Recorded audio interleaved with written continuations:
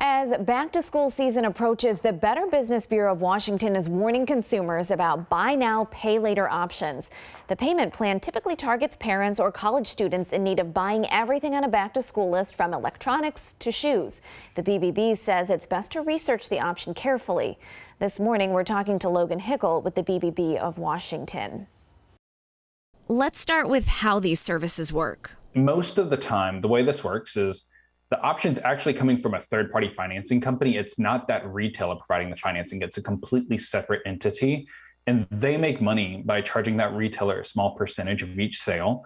But they also look to collect late fees and possibly interest from consumers. And that interest, it can really range depending on that credit history in that retailer from 0 to 30%. And that installments can last as little as a few weeks or as long as 39 months.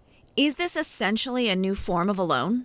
We do encourage anyone opting for one of these programs to consider it a loan. Even though many of these installment payment services come with only a few small payments and 0% interest, it's critical to remember that it's still borrowing money to enjoy a product before it is paid for in full. So you need to ask yourself if paying that total price means spending more than you can actually afford. What should we consider when deciding to use a buy now, pay later service? You need to read that fine print. You need to understand how long the financing terms are to pay off that purchase and in how many installments, what company is providing that financing to begin with, how they handle late payments, how much interest is charged. And again, it's that third-party company. You need to look that company up on websites like BBB.org and see what people are saying out in the marketplace. See if they're honest, see if they're ethical, and see if they're reputable.